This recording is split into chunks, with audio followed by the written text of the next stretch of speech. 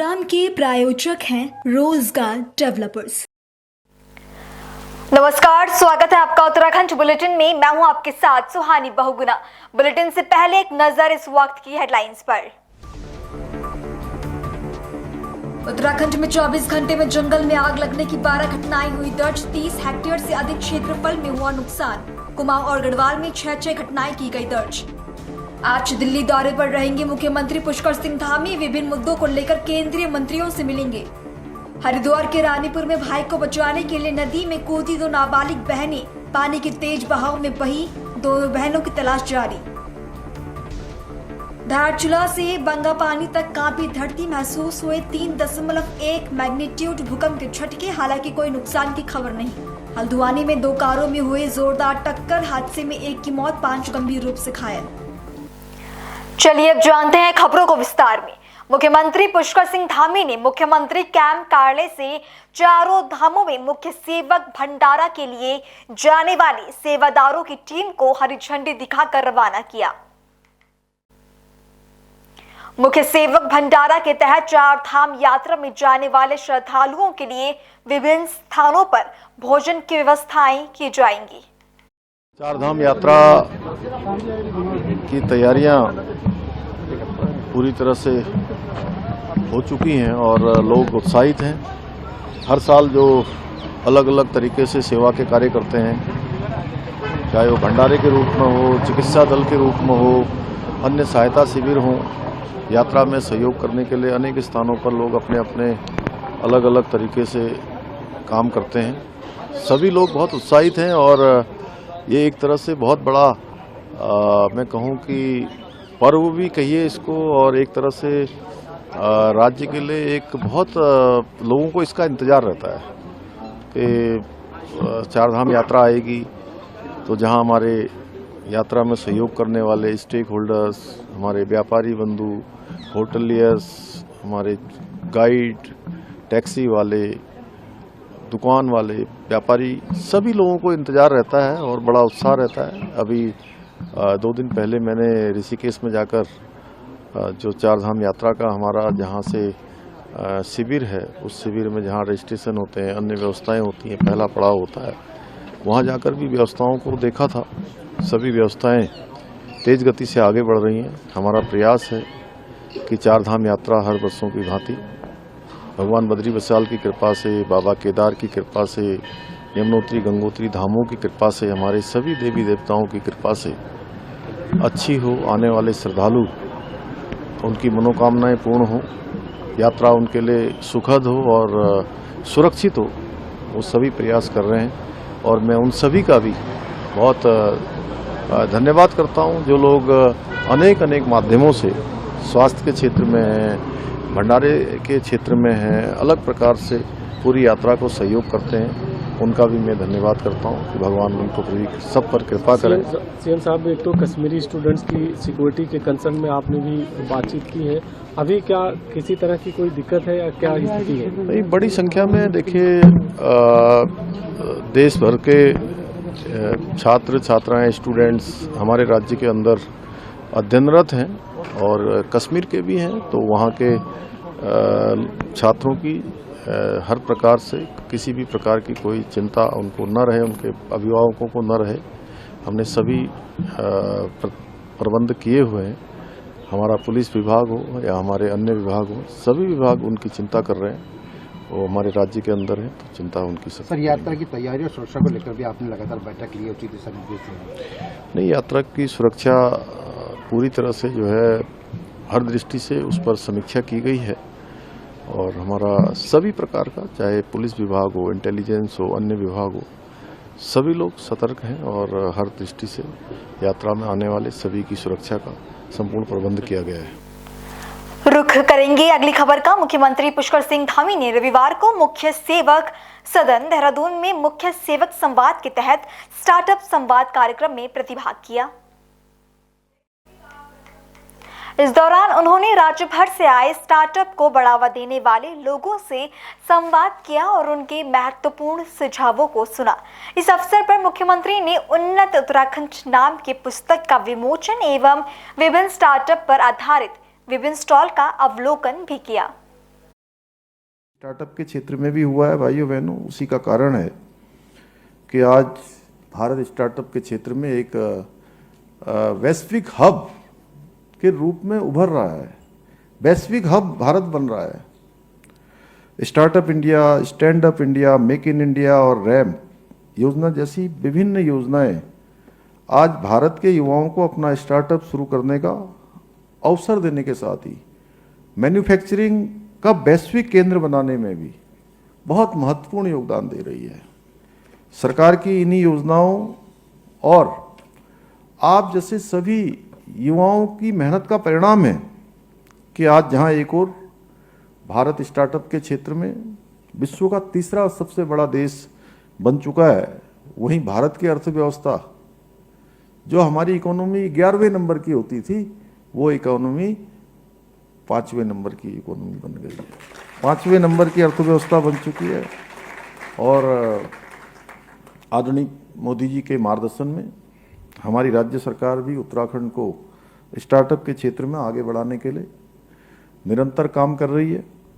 हमने राज्य में स्टार्टअप के लिए और बेहतर इकोसिस्टम बनाने के लिए स्टार्टअप्स नीति 2023 को यहाँ लागू किया है और इस नीति के माध्यम से सीड फंडिंग के लिए 15 लाख रुपए तक का अनुदान प्रत्येक स्टार्टअप को दिया जा रहा है। साथ ही प्रारंभिक चरण के स्टार्टअप्स को 22,000 रुपये प्रति माह तक का जो भत्ता है वह भी उपलब्ध कराया जा रहा है। इतना ही नहीं, पायलट प्रोजेक्ट्स के लिए हमारी सरकार 5 लाख रुपए तक की सहायता देने के साथ साथ राष्ट्रीय और अंतर्राष्ट्रीय एक्सपोजर के लिए 3 लाख रुपए की आर्थिक सहायता भी प्रदान कर रही है। हमारी सरकार के द्वारा स्टार्टअप्स को वित्तीय सहायता देने के लिए और उसके साथ ही तकनीकी मार्गदर्शन और बुनियादी ढांचे को भी व्यापक रूप से समर्थन दिया जा रहा है। आप सब लोगों ने बहुत सारी बातें यहाँ पर रखी हैं। निश्चित रूप से हमारा प्रयास होगा उन सब पर भी हम उनके आगे के कार्यक्रमों में हम अपनी नीतियों में उन सबको भी सम्मिलित करें, जिससे आपका मार्ग और आसान हो।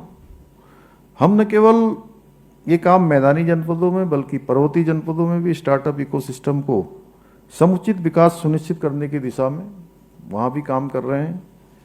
भाइयों बहनों, हमारी सरकार ने स्टार्टअप नीति में आगामी 5 वर्षों में प्रत्येक जनपद में एक इंक्यूबेशन सेंटर की स्थापना, जिसके बारे में मैंने अभी आपको बताया था कि प्रत्येक जनपद में हम एक इंक्यूबेशन सेंटर बनाएंगे और 1000 स्टार्टअप तैयार करने का भी लक्ष्य रखा है। और ये लक्ष्य हमारा तभी पूरा होगा, सरकार का कोई भी लक्ष्य तभी पूरा होता है, उसमें काम करने वाले लोग आगे आते हैं, वो लोगों को प्रेरित करते हैं, जागरूक करते हैं, उनकी सहायता करते हैं और अगले 25 सालों के लिए भी योजना बनाकर सरकार के स्तर पर हम सारी योजनाओं का नियोजन करने की दिशा में काम कर रहे हैं। क्योंकि ये साल हमारे लिए बड़ा महत्वपूर्ण साल है। ये हमारे राज्य की स्थापना का 25वां साल है, रजत जयंती वर्ष। और ठीक 25 साल बाद जब हम 50 साल के होंगे तो स्वर्ण जयंती वर्ष, गोल्डन जुबली, अभी सिल्वर जुबली है, तब हम गोल्डन जुबली, अब सिल्वर जुबली से गोल्डन जुबली तक की यात्रा का हमें प्रबंध करना है, हमें उसका नियोजन करना है। तो उसी क्षेत्र, उसी प्रकार से स्टार्टअप के लोगों को भी ब्रांड एम्बेसडर के रूप में ये काम करना है। इसलिए आपका यहाँ पर स्टार्टअप शुरू करना एक बहुत शानदार निर्णय होगा, अच्छा निर्णय होगा। मैं आज के इस अवसर पर प्रदेश के सभी युवाओं से भी यहाँ से ये आह्वान करना चाहूँगा कि वो राज्य में स्टार्टअप लगाने के बारे में सोचें और जो हमारी सरकार की अनेक योजनाएं उनके प्रोत्साहन के लिए, उन योजनाओं से प्रोत्साहन लें, उनकी योजनाओं का लाभ उठाएं। अब समय आ गया है कि आप केवल नौकरी मांगने वाले नहीं बल्कि नौकरी देने वाले बने। और ये तभी होगा जब हम एक संकल्प के साथ, इच्छा शक्ति के साथ, प्रतिभा क्षमता के साथ, हिम्मत के साथ, मेहनत के साथ, कौशल के साथ आगे बढ़ेंगे तो निश्चित रूप से कोई ताकत रोक नहीं सकता। अभी इन्होंने कहा क्या था, एक पत्थर तो तबीयत से उछालो यारो, कौन कहता है आसमां में छेद नहीं हो सकता। तो ये हमेशा हमारे ध्यान में रहेगा तो हम आगे बढ़ेंगे। इसके साथ ही मैं आज यहाँ पर उपस्थित सभी हमारे जो नव उद्यमी हैं उन नवे उद्यमियों को भी बहुत साधुवाद देना चाहूँगा, क्योंकि आपने अपना स्टार्टअप शुरू करके न केवल नवाचार को बढ़ावा दिया है बल्कि दूसरों के लिए रोजगार के अवसर सृजित करने का भी काम किया है। अपने रोजगार के साथ साथ दूसरे लोगों के लिए भी आपने रोजगार का प्रबंध किया है। एक प्रकार से कहूँ तो आप लोग उत्तराखंड में स्टार्टअप के टॉर्च बियरर हैं और निश्चित रूप से हमारे प्रदेश के युवा आप लोगों के कार्यों से प्रेरणा लेंगे, आप उन सबके रोल मॉडल बनेंगे, आने वाले समय में उनको राह दिखाने वाले बनेंगे। तो आपको अपनी यात्रा भी सुरक्षित तरीके से आगे बढ़ानी है, सफलता के साथ आगे बढ़ानी है और दूसरों के लिए भी यात्रा का प्रबंध करना है, उनको भी मार्ग दिखाने का काम करना है। मुझे पूरा विश्वास है आप सभी इसी प्रकार से भविष्य में भी पूरी मेहनत से, लगन से कार्य करते रहेंगे और आपके सहयोग से हम अन्य क्षेत्रों की भांति स्टार्टअप के क्षेत्र में भी, आज देखिए बहुत सारे क्षेत्रों में हम आज देश के सभी राज्यों में हमारी गिनती देश के पहले राज्य में हो रही है। जैसे हम SDG सस्टेनेबल डेवलपमेंट गोल्स, उसमें हम 2024 में नीति आयोग भारत सरकार की रैंकिंग में उनके इंडेक्स में पूरे देश में पहले नंबर पर हैं, पहले पायदान पर हैं। और रोजगार देने के मामले में भी, स्टार्टअप के क्षेत्र में भी, हम निवेश के मामले में भी, अनेक मामलों में हम हमारे जो कल्चरल एक्टिविटी है उसमें भी हम कर्तव्य पथ पर, जो राजपथ का कर्तव्य पथ हुआ वहाँ पहली झांकी निकली तो उसमें पहली झांकी में उत्तराखंड पहले नंबर पर आया। और इस वर्ष भी हमारा जो 2025 का जो झांकी थी उसमें भी हमारा नंबर तीसरे पर आया है पूरे देश में। आज जहाँ भी गिनती होती तो हम लोग एक आदर्श राज्य के रूप में हमारा नाम आगे आ रहा है। प्रधानमंत्री जी ने भी हम सभी को संबोधित करते हुए 9 नवंबर 2024 को राज्य स्थापना दिवस पर उन्होंने कहा कि उत्तराखंड आज ऐसे निर्णय ले रहा है, ऐसे काम उत्तराखंड के अंदर आगे बढ़ रहे हैं कि वो अन्य राज्यों के लिए भी एक उदाहरण हो रहे हैं, अन्य राज्यों के लिए भी एक बेस्ट प्रैक्टिस के रूप में हो रहे हैं। अभी हमने देखिए नकल का कानून लागू किया और वो नकल का कानून पूरे देश के अंदर एक उदाहरण हो गया। राज्य बनने से लेकर 21 सालों में कुल 12,000 नियुक्तियां हुई और इन 3 सालों में हमारी 22,000 से ज़्यादा नियुक्तियां हमारे सरकारी विभागों में अभी तक संपन्न हो चुकी हैं और एक में भी किसी में भी नकल का मामला नहीं आया, कोई पेपर लीक नहीं आया, कोई कोर्ट में मामला नहीं गया। ऐसे अनेक निर्णय हमने UCC लागू किया देश के अंदर, हमारा पहला राज्य बन गया पूरे देश में जो भारत के संविधान में, जिसका प्रावधान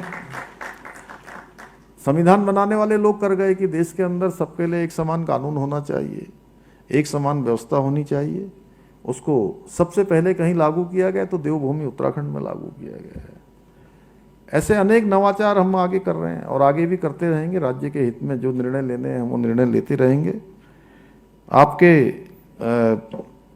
सहयोग से हम जैसे इन क्षेत्रों में आगे बढ़ रहे हैं उसी तरह स्टार्टअप के क्षेत्र में भी उत्तराखंड देश का एक अग्रणी राज्य बने, एक मॉडल राज्य बने। जब हम हर क्षेत्र में एक मॉडल के रूप में आ रहे हैं तो स्टार्टअप के क्षेत्र में भी तो बनना चाहिए ना, कि नहीं बनना चाहिए? अरे तो जोर से बोलिए, आनी चाहिए आवाज़, बनना चाहिए ना। तो निश्चित रूप से मुझे पूरा भरोसा है कि आप सबके सहयोग से जो हमारा विकल्प रहित संकल्प है वो संकल्प अवश्य पूरा होगा और स्टार्टअप के क्षेत्र में भी हम देश के अग्रणी। खबरों का सिलसिला आगे भी जारी है, फिलहाल रुकेंगे एक छोटे से ब्रेक के लिए।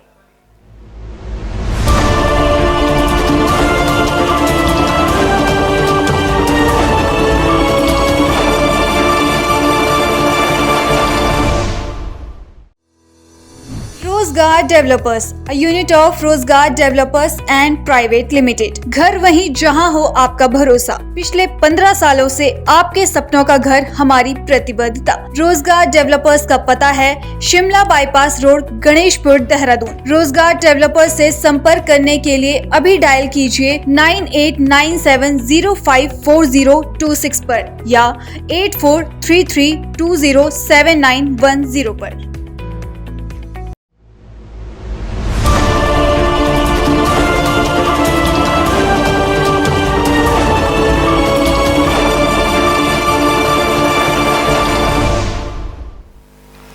और इस इस छोटे से ब्रेक के बाद आपका बुलेटिन में फिर से स्वागत है। खबर पौड़ी से, जहां आपराधिक गतिविधियों पर रोक लगाने के लिए पौड़ी पुलिस ने एक सत्यापन अभियान शुरू किया है। पुलिस ने किराएदारों का सत्यापन न कराने वाले 24 मकान मालिकों के खिलाफ कार्रवाई करते हुए लगभग 1.5 लाख का जुर्माना लगाया।